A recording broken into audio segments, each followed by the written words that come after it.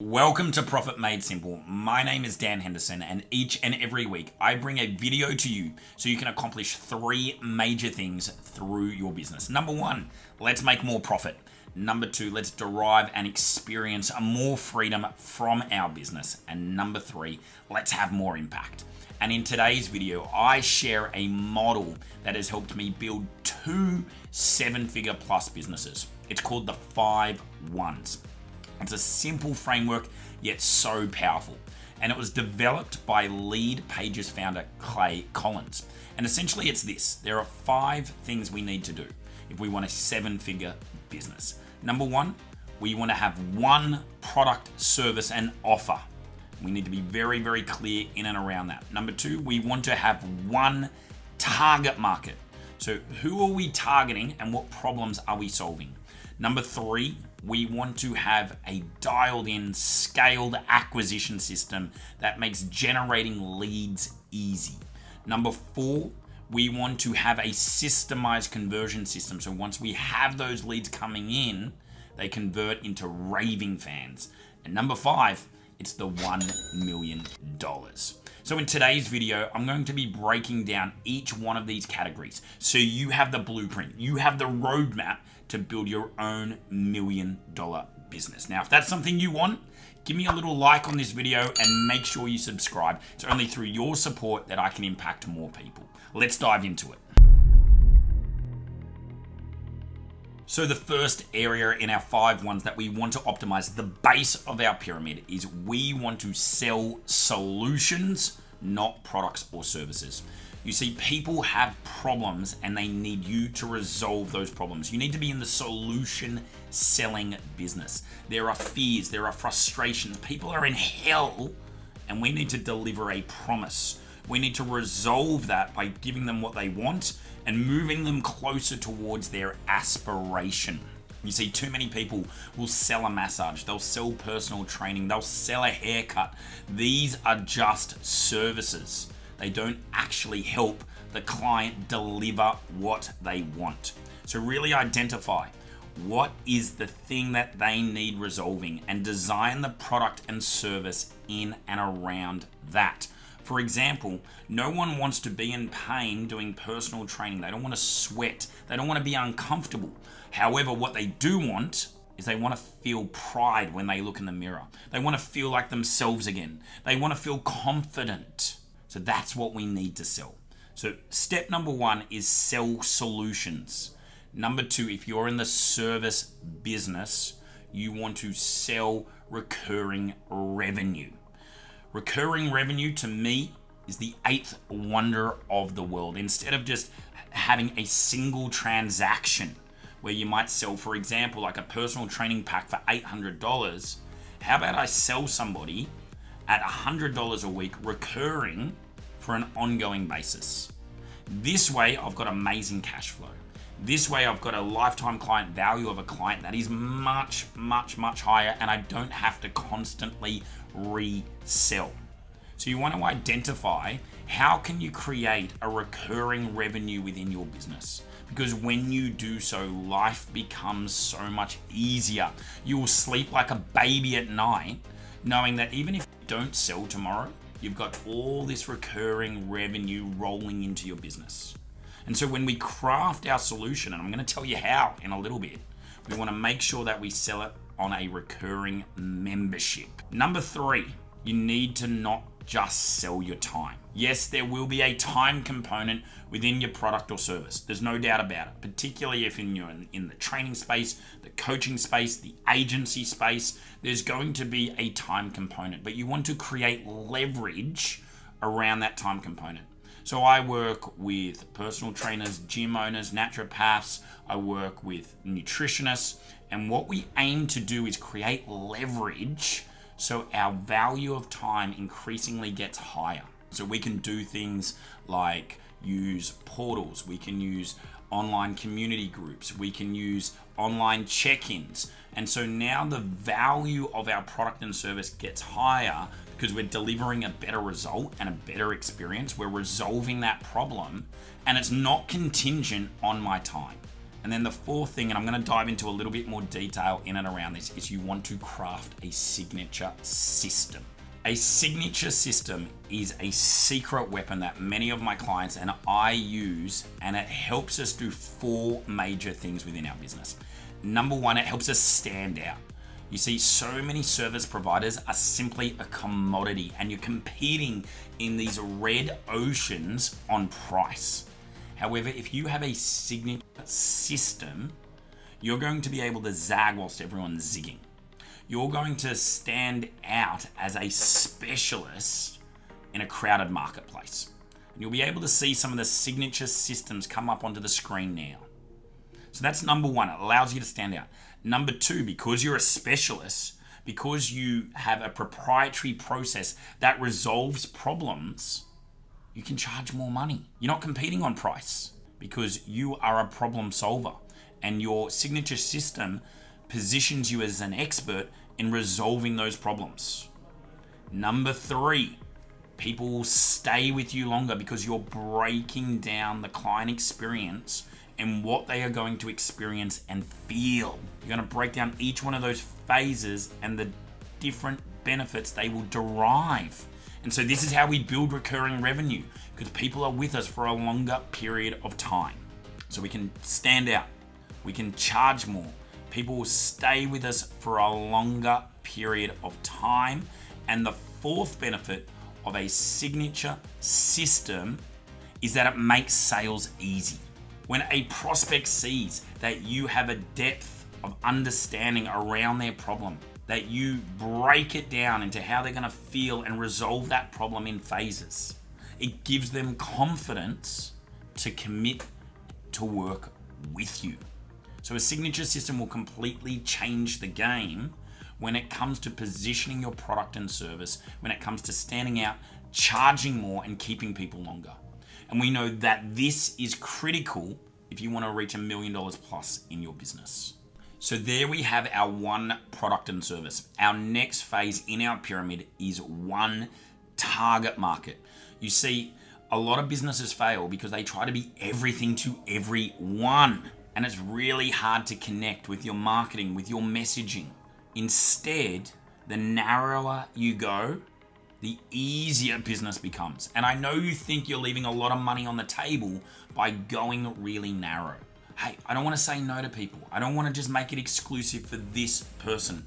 The reality is though, you become the best in the world at dealing with that one person and resolving their problems. Your messaging is all aligned and your positioning is elevated.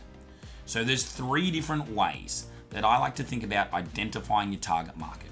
It can be either one of these 3, or it can be ideally a combination of these 3. So number 1 are demographics. What are some of the demographics that would define your target market or your avatar? Is it their age? Is it their gender? Is it their profession? Is it their locality? So that's number 1. Number 2 would be their psychographics. So these are their behaviors. So for example, for a gym, it might be we attract people that are intimidated, that are scared, that are fearful of exercise and walking into a traditional commercial gym. Instead, we're a safe, intimate, personalized space. It might be people that haven't trained after having a baby for a long time. So what are the psychographics, the behaviors that defined your ideal prospect? And then number 3 is a result. Is there a commonality in your result? Is it to make $1 million? Is it to lose 5 kilos? You got demographics, you got psychographics, and you got the result. Ideally, you want a combination of those 3, but how would you define your target market using that framework? Our next layer in the pyramid is our acquisition system. Now, I'm going to put this in 2 very, very broad categories. You have organic marketing, so traditional content-based marketing, and you have paid marketing. Now, there are advantages and disadvantages to each, and I'm going to briefly outline those, and then I'm going to direct you to 2 previous videos that dive deep into each one of these acquisition systems. So let's talk about organic first and foremost. So this is a content-based strategy. And we have a video called 5 Dynamic Frameworks that if you choose this path will make it easier for you, and we'll link that in the description. The advantage with organic is the currency that you're paying in is time. All right, so if you don't have much money to acquire a client, then organic will work more effectively. You're still paying in a currency, but that currency is time. The other advantage of organic is it enables you to create a relationship with the prospect itself because they're getting to know, like, and trust you through content. So that's the advantages with organic. The disadvantages, it takes time, it can be slow, and you can get less lead volume as a result. So that's organic. Then we've got paid ads. Now, paid ads might be paid YouTube, Google, Meta. There's lots and lots of different ways that we can leverage paid ads.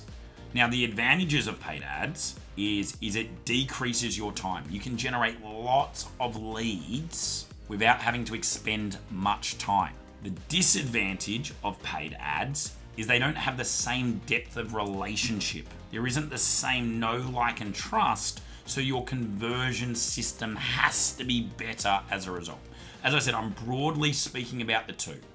5 Dynamic Frameworks is another YouTube video which covers organic. We also have a terrific framework on Facebook ads called Transforming Your Business by Facebook Ads. So if you want to dive deeper into those acquisition systems to choose which one is going to suit you and your business better, I highly recommend you do so. We are covering how to build a $1 million business using the 5 Ones framework. We've now got a product service that is powerful, and we have a signature system that is going to make sales easy. To support that, we're targeting it to one demographic, psychographic, or outcome-based person. We now have an acquisition system, whether that's leads coming through on organic means or paid means. And now it's up to us to convert those leads. So we need to optimize our conversion system. There's traditionally 3 conversion systems. Again, big, broad categories. There is like phone or Zoom, there is face-to-face, and there is direct purchase, i.e. e-commerce. I'm going to talk to the first 2 in particular. So you need to make a choice. Do you want to sell via Zoom? You might have a national or international product or service. You can do this via phone as well. So this is traditionally how my coaching business works. Do I want to sell via face-to-face? Someone comes in for a consult. So they get to see the space, they get to meet me face-to-face, and then they convert into a paying client. Now, regardless of which one you choose, I believe the system, in terms of the pathway we take that prospect, is the same. And I'm going to talk through that in a moment. Just some quick advantages, disadvantages. Phone and Zoom, they don't get to see your place of business, right? So there's less credibility because they don't see a physical building or site. However, it's far more leveraged. We can do sales all day, every day from the comfort of our office, and we can do these internationally. Face-to-face, the advantage is they have a better relationship with you. Nothing is a substitute for belly-to-belly, face-to-face sales. They get to see your place of business. They get to connect with you. They get to see all your body language. So it's actually an easier sale. However, it's very time intensive and it only works for local businesses. But let's talk through the actual conversion system itself. Coming up on the screen right now is our 3 C's conversion system. Now, these are the different phases we need to move a prospect through in a sales conversation so we can be successful. Now, I've got connect, curiosity, and close there. And I've done that because we want to connect with our prospect. We want to have a genuine, authentic connection. One of the themes we want to have throughout this sales conversation is curiosity. We really want to have an interest in what they're doing, what they're saying. And we want to act curious throughout so we can ask really good questions. And then lastly, we want to close. Now, close might not be a successful sale, but we want to have a definitive end to the conversation itself. We may end up telling the prospect that they're not a fit, and that's okay. So let's go through each one of these phases. Number one is show. So before the sales conversation even begins, we need to ensure that our prospect shows up. And to help us do so, we want to make sure that we've got really good follow-up, both personalized and automated. Second, again, before the conversation even begins, is state. You need to optimize your state. Now, one of the things that I say prior to every single sales conversation, high intention, low attachment. I have a high intention to serve that person, that prospect, add value. I have a low attachment to the sale itself. I know if I have a high attachment to the sale, I'm going to come across as needy, as desperate. I'm going to have commission breath. This is only going to scare them away. Third phase, the sales conversation has begun. It's just a simple connection. I don't want to build rapport over a long period of time. I want to have a neutral tone. I simply just want to introduce myself. This is Dan calling from X Business. You left your details in relation to this ad. How are you doing today? The fourth phase is a pre-frame. Very, very important. This lowers sales resistance and it elevates me in the conversation itself. You're simply going to tell them how this conversation is going to work. You might simply say, what I love to do on these calls is make it all about you. I'm going to ask you a series of questions. I want to understand you, your business a little bit better. And if at the end of the call, I believe a product or service may be a fit, then with your permission, I'll share a little bit more about what we do.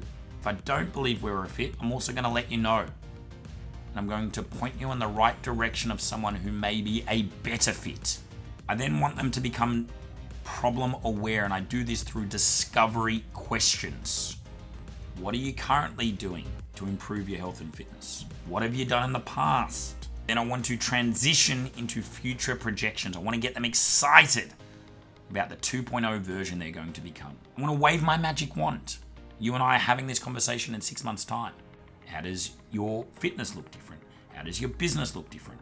Insert what your service is. We then want to pre-handle objections. If we were to find a solution today, is there anything or anyone that would potentially get in the way of you moving forward? We then want to talk about cost of inaction. Why not stay where you are right now? If you're in exactly the same place in 6 months' time, how would you feel? We then want to have a really nice, clean transition to a solution. And then we want to share what we do, how we do it, and handle objections if they arise. Now, there's a lot more to that. You can see this in future videos. But this is the conversion system we use for phone Zoom sales as well as face-to-face sales. It makes sales seamless, easy, and enables you to do it with confidence. Today, we have covered the 4 ones that will enable us to achieve the 5th one, which is a $1 million business. We looked at our product and service. We then identified our target market. We chose an acquisition system, and then we learned how to deliver a world-class conversion system. Now, you need to optimize each one of these 4 categories, and it's a period of refinement and constant and never-ending application and commitment.